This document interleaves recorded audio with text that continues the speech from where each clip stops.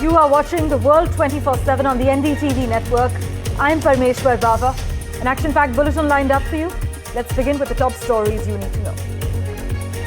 The conflict between Israel and Iran intensifies as the countries exchange fresh strikes and warned of further attacks.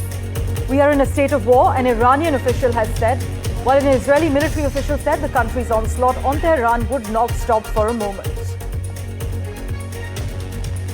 Amid heightened tensions in the Middle East between two regional powers, Israel and Iran, the Embassy of India in both countries shared helpline numbers to stay in touch with Indian nationals and also considered relocating Indian students to safe zones. The G7 summit begins in Canada as the conflict between Israel and Iran looms over the already fraught gathering. This year's meeting, which brings together the leaders from the 7 largest industrialized democracies, has been characterized as the G6 versus Trump.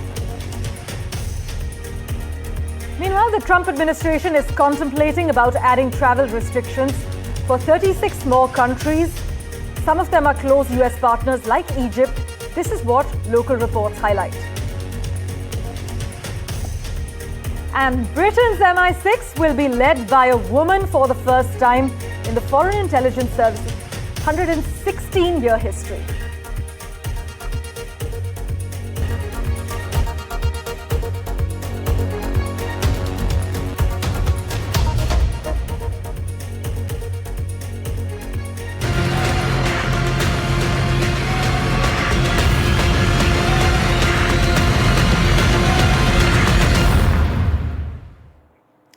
A big focus, the sky over Haifa lit up in flames hours after massive explosions ripped through the heart of Tehran.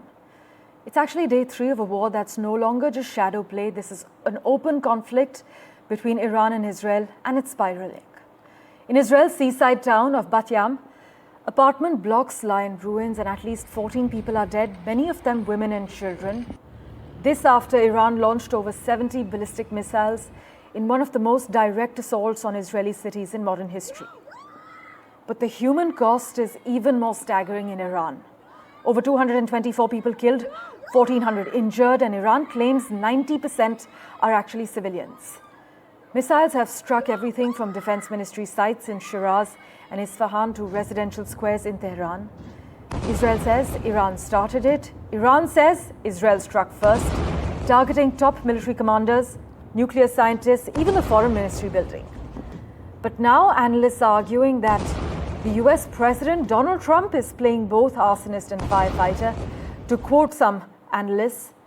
In fact, Donald Trump has said, if we are attacked by Iran, the full strength of the US armed forces will come down on you at levels never seen before. As G7 leaders fly into Canada, diplomatic channels are heating up, and the ask will stop Trump from pulling the US into this full-blown regional war. We have a reaction from Netanyahu lined up for you. Listen in. הטייסים הנפלאים שלנו מעל טהרן. טהרן בוערת. אבל אנחנו מכוונים לא לאזרחים, אם כי אמרנו להם להתפנות. הם מתפנים. בפינוי המוני. זה קורה עכשיו. אתם לא שומעים את זה, כי האיראנים מסתירים את זה. אבל זה מה שקורה. אבל הם, לעומת זאת, הם תוקפים, מפציצים את האזרחים שלנו. בתמרה, בתל אביב, בראשון לציון, ברחובות, בכל מקום. אנחנו כמובן פועלים אחרת. For an expert's view on the matter, we have with us currently on NDTV James Bowen, Arab and Middle East expert. James, always a pleasure to have you on our show. 3 straight days of heavy missile fire, key generals dead, nuclear facilities hit. Would you argue that this is now past the point of return? Definitely. We have seen tensions rise to this current conflict level, and they have plateaued. I don't really see anything as having truly escalated, but definitely we are in a full-out conflict. James, would you still say this is a limited conflict, a limited war? Is this a regional free-fall that's being disguised as surgical warfare? I really don't see it as a regional war. In order to get to that point, we would have to see a larger number of countries enter in. Okay. We have seen Jordan, we have seen Syria intercept or be willing to intercept missiles, but those are all coming from Iran. They are not fighting against Israel. And so if it is a regional war, it is the region engaging against Iran. So, yeah, that term is very tricky. It really is a long distance war between Israel and Iran. Meanwhile, Iran says, James, that America currently is complicit. Is this already a US proxy war, or is Tehran trying to drag Washington in? Where do you think Donald Trump stands currently? Who's really calling the shots? I really don't know. I was having this conversation earlier today. It seems like Donald Trump has been on both sides of the issue. At one moment, he wants to retreat from the war and he wants to make sure that America is not involved. And then the next moment, he's almost got this, hey, wait up for me, guys, kind of attitude to this type of war. And, you know, we're having to take Donald Trump's temperature each and every day to see where he's at, to try to get to some level of consistency. And I would definitely say that the United States likely has been providing some intelligence support, satellite imagery, maybe even some transport, but I don't see the United States as being inherently or intrinsically involved in this conflict. This is largely Israel acting on their own and acting really against the United States. Donald Trump wanted basically what was shaping up to be the JCPOA 2.0.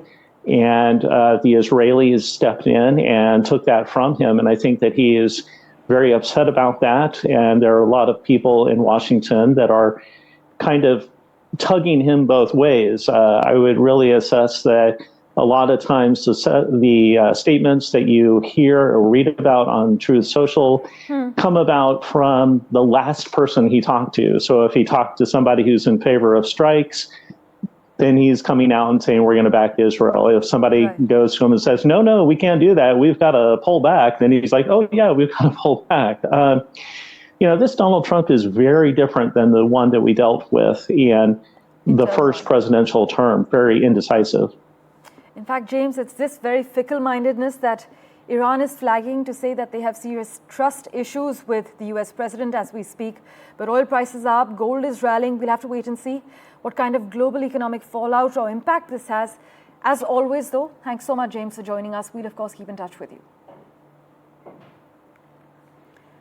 Now, amid the tension, India is taking precautions. Well, India is mulling the evacuation of all our nationals from Iran as the West Asia crisis deepens. Now, as per estimates, about 3,000 to 4,000 of our nationals are in the country. Many of them are Kashmiri students. And just yesterday, early on Sunday, the Chief Minister of Jammu and Kashmir spoke to Dr. Jaishankar, our External Affairs Minister, to discuss the safety of Kashmiri students in the war-torn country. The government is considering relocating Indian students to safe zones. There has been a latest advisory that's been issued. The embassy has reassured us that they are in touch with local leaders and they are considering evacuations from Iran. We have some reactions lined up for you. Listen in.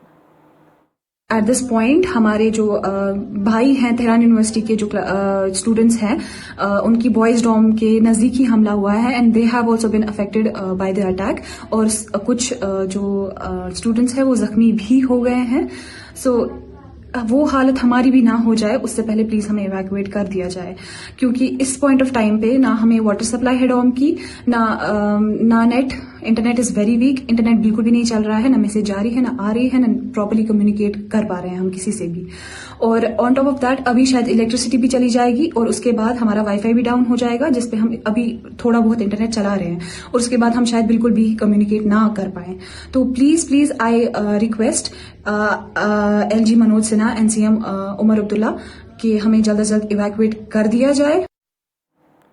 My colleague Mohammed Ghazali has been tracking all the latest developments for us. He joins us live currently. Ghazali, as we were discussing earlier, is this just tit for tat or are we already in the middle of a full-blown regional conflict? Are experts calling this a full-blown regional war? Well, certainly it's a full-blown regional war. Both sides have been attacking at different sectors, be it the economic centers, the defense centers, as well as civilian infrastructure has come under attack in both the countries. More than 200 people have been killed in Israel.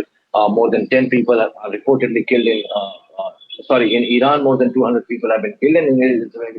More than 10 people have been killed and continued attacks are being reported from both countries. Just a short while ago, Iran launched ballistic missiles towards Israel, hitting the targets or hitting areas in Tel Aviv, in Haifa, and other areas in the country. Meanwhile, through the day yesterday, Israel continued its aerial strikes on oil depots, on refineries, on manufacturing units, on pipelines. Water pipelines were damaged in Tehran and neighboring areas in and around the national capital in Iran as well. And despite it was being expected that perhaps the U.S. now, after Mr. Trump and Putin spoke, it was expected that perhaps U.S. will pressurize both sides to stop the war. But it appears that even U.S. is siding with Israel, which is not surprising. But it now will start impacting the world economy because Iran is also threatening that it will block the Strait of Hormuz, one of the very key points through which the maritime trade towards Asia and other regions are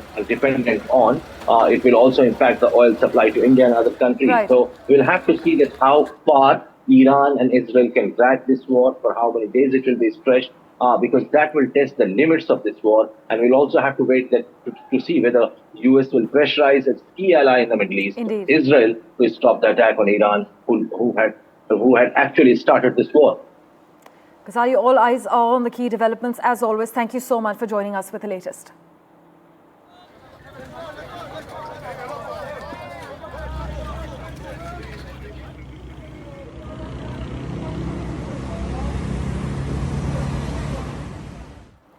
Meanwhile, the G7 summit began in Canada on Sunday as the conflict between Israel and Iran looms over the already fraught gathering. This year's meeting, which brings together the leaders from the 7 largest industrialized democracies, has been characterized, and I quote, as the G6 versus Donald Trump, with officials expected to pressure US President Donald Trump on trade as well as Russia.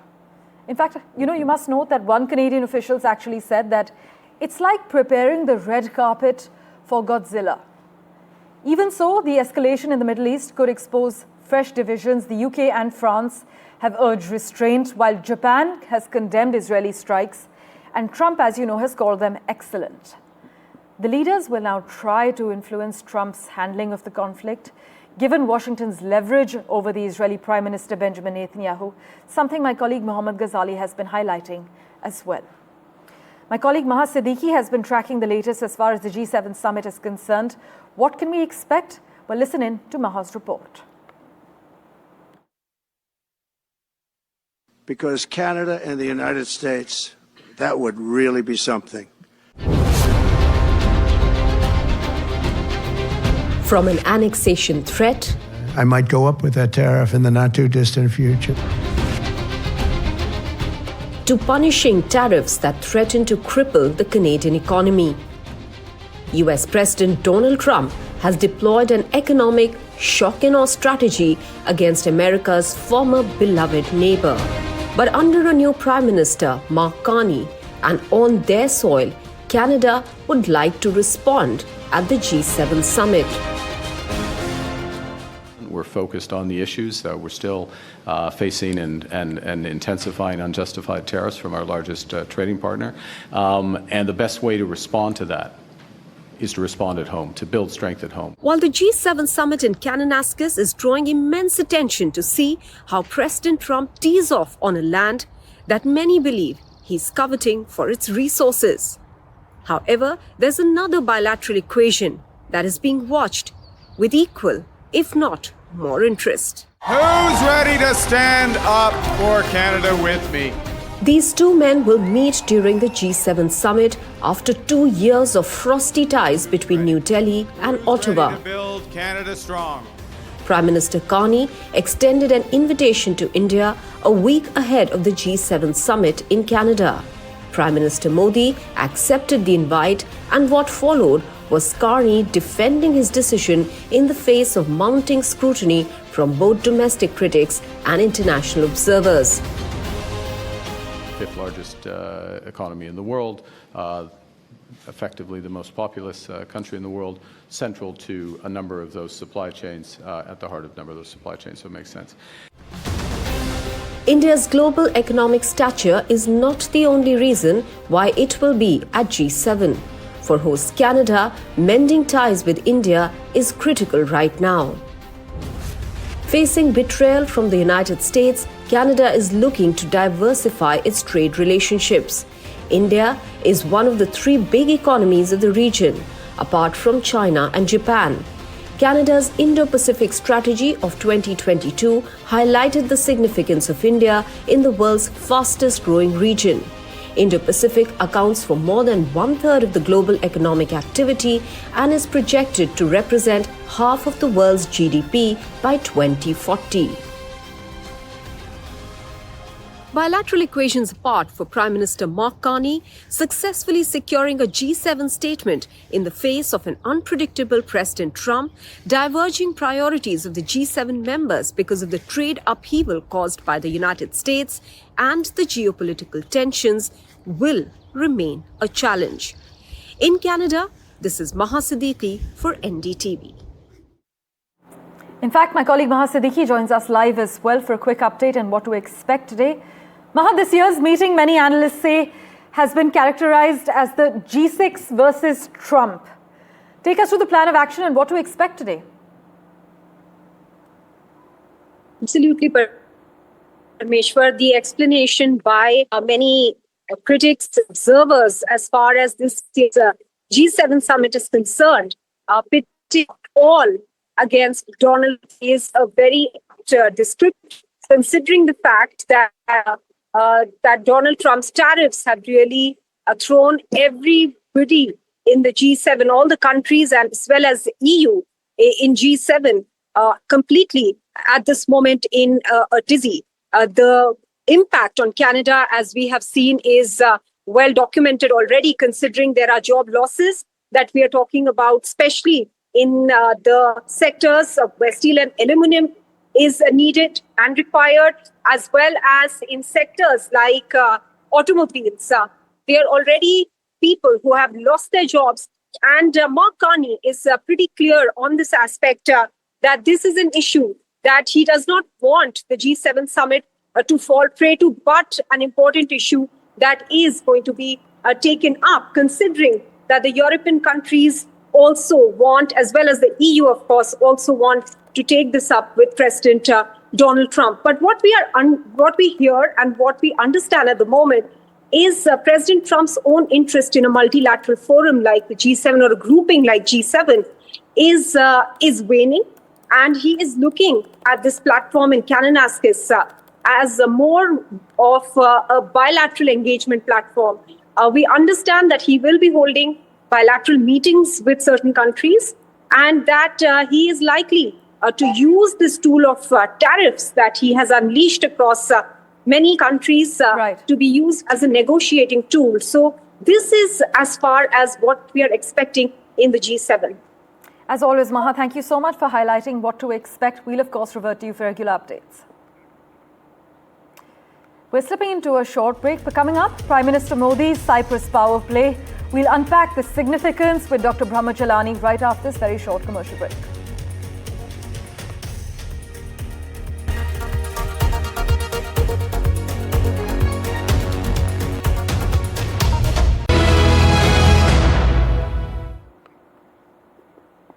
And with that, let's shift our focus to the heart of the Mediterranean, where a powerful new chapter in India's foreign policy is unfolding. Prime Minister Modi on Sunday began his 5-day, 3-nation visit with a stop in Cyprus, marking the first visit by an Indian Prime Minister to the island nation in over 2 decades. He was received at the airport by the Cyprus president, but this visit isn't just strategic, it's also symbolic. Cyprus is among India's top 10 foreign investors, with billions flowing into tech, into shipping and energy, and a fresh defense agreement signed just last year. To unpack the significance of this entire visit, let's bring in Dr. Chelani, who's with us at the moment. Dr. Chelani, always a pleasure to have you on NDTV.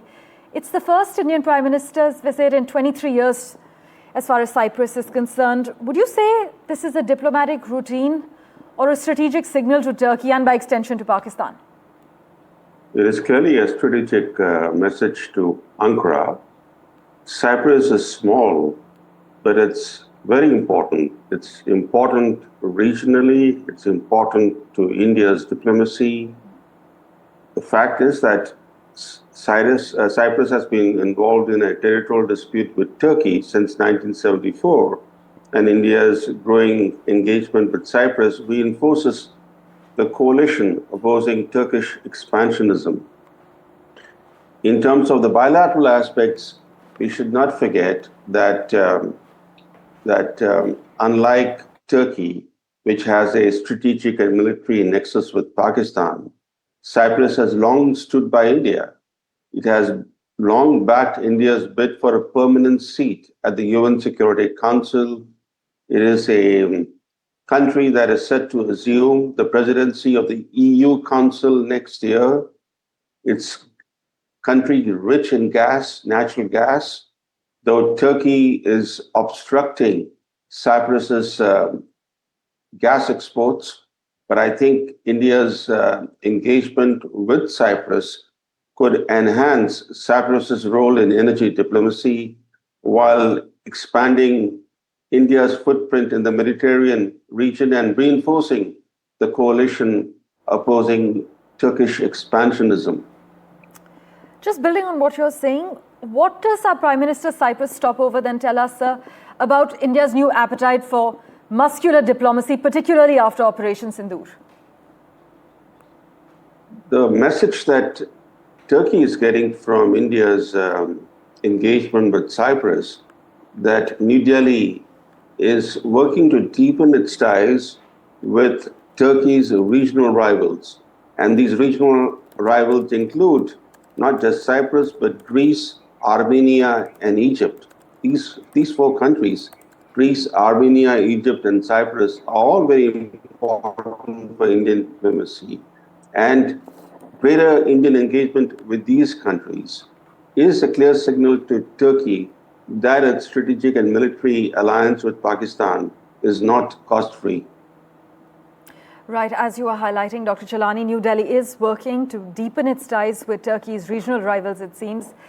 In terms of the order of Prime Minister Modi's visits, Cyprus, Canada, then Croatia, Dr. Chelani, what would you say the underlying message here is to NATO as well as the EU?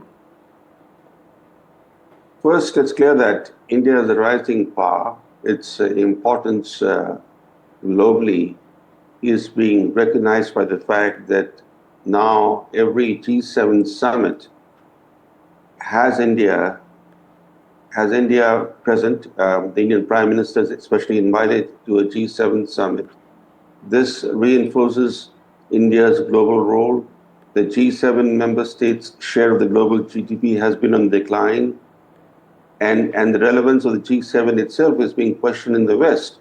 So to stay relevant, the G7 needs non-Western countries like India. India is projected to remain the world's fastest growing major economy. And Modi's presence at the G7 summit reinforces the growing importance of India in any major international meeting. But Prime Minister Modi is going as a special guest, as a special invitee, and therefore, on the first day of the deliberations at the G7, normally tend to involve only the G7 states, the special invitees, and this time it will be also Zelensky as a special invitee to the G7 summit. They tend to participate on day 2 of the summit. But this provides an opportunity, for example, to Prime Minister Modi Indeed. to engage with other G7 states. And therefore, even though the visit of Prime Minister Modi to Alberta, Canada is going to be short, it's going to be a packed schedule for the Prime Minister because he'll be holding pull-asides, as they say it, pull-asides at his meetings on the sidelines with a number of G7 leaders, as well as perhaps with Zelensky, the president of Ukraine. Well, all eyes will be on the G7 summit in Canada as well. For more than one reason, we'll of course keep in touch with you, Dr. Chelani, as always. Thank you so much for making time for us.